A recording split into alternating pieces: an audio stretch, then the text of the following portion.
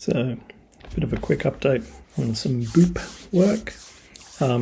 Although technically this is like a little tangent project called Oovy or UV.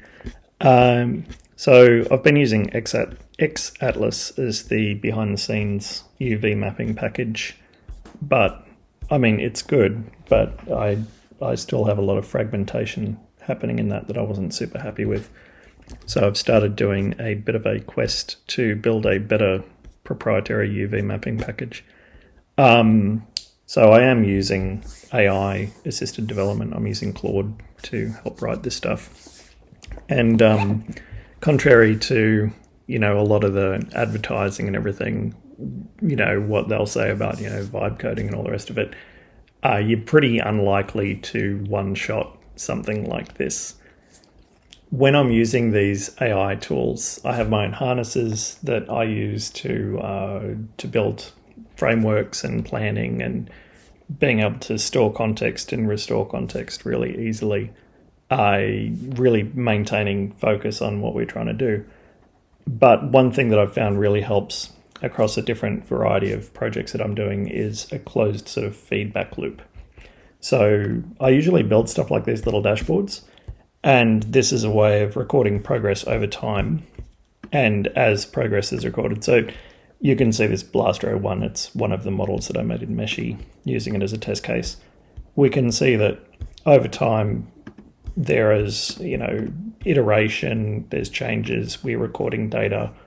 So one of the key things that's really useful for this AI-assisted workflow, and these focus feature sprints and things like that, is being able to provide visibility to the model of the things that you're seeing and provide data points that can be used as reference points for the model to discuss solutions and dig in.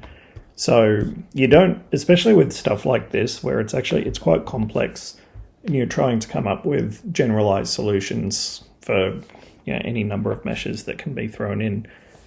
You can't just one-shot it. You're not going to be able to, go in there and be like, hey, write me a UV mapping pipeline, blah, blah, blah. You'll get something, but you won't necessarily get a thing that's good, right? We'll see when something like Mythos comes out. Everything that I've read about that, obviously there's a lot of PR and everything, but the fact that Anthropic is holding it back from public release and is giving it to companies for the security investigations, I'm really interested to see how Mythos will assist in more complex things like, not everyone in the world wants to be writing a UV mapper, can't blame them.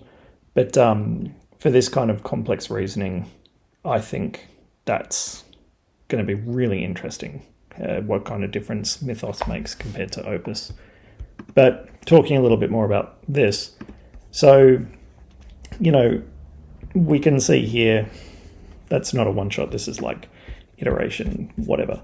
So this is a dashboard that I've hooked up to the build process. So every time we have a build or a commit, we have a pre-commit hook that actually runs the mapping pipeline so that it's easy to keep track of what the changes are. You can see that there's, a lot of these commits is, not much difference, but as we keep making changes, so we've got the little commit notes, we've got the commit link. I can add notes for the run. I can add notes on individual test cases. We have a number of different test cases. I grow the test cases over time, so as we get further up the top, you can start to see the packing coming in. I know it's not great there, and as I keep going, I can add more notes and stuff. So as I go up, you'll start to see it become a little bit more sensible. So you can see this has notes. We can click on this. I can annotate particular areas, self-intersection, need to add color coding to blah, blah, blah. And so this is a way of closing that loop and communicating back to the model. This specific area has an issue that we need to talk about, and then we can focus and drill in on particular improvements that I want to make, right? So you can see here actually, one of the improvements that I made and discussed was adding actual verification and validation of overlapping triangles and things like that, the intersections had to be improved. So now we're actually recording actual intersections and things like that. Yeah, so as we go. So it's just, I guess my main point is this is a really good approach to take when you're digging into a project that has an actual measurable outcome. It's really worthwhile taking about 10-20 minutes to build a closed loop reporting system where you're actually recording metrics and you can provide feedback back into your process with whatever model you're using, so that the model can actually see, in a sense. This is similar to, if you have a unit test case and all the rest of it. Like, unit tests are great, but they're very granular. So like this allows notes to be provided in a higher level, and very, very easily, right? So just so you don't think my UV thing's terrible, after many iterations, many evenings and many mornings, we get to something like this, right? It's not perfect, right? But it's not terrible.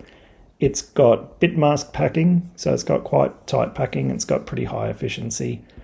There are still a few areas where there's self-overlapping triangles, so stuff like this, that is uncomfortably close.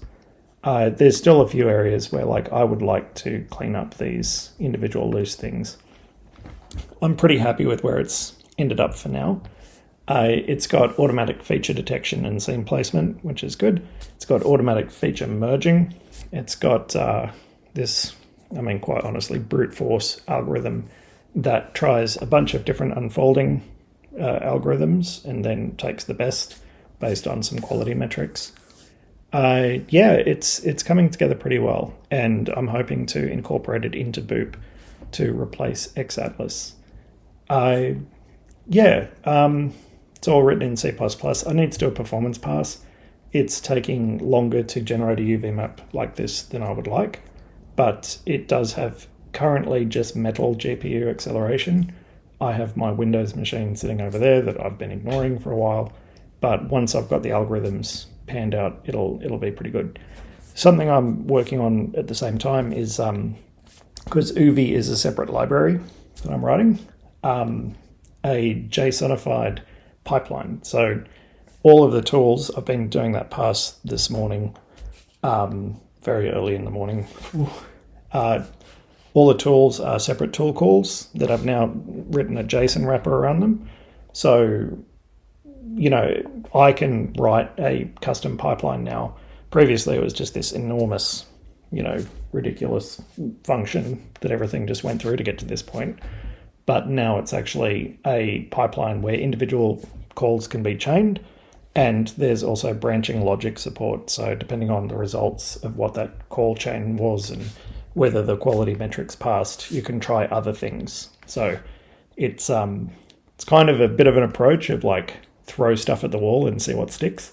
But when it comes to UVs, where it's pretty arbitrary what can be coming in, that approach actually can result in some pretty good stuff. So see where I end up with this. It's just a bit of an update of where I am.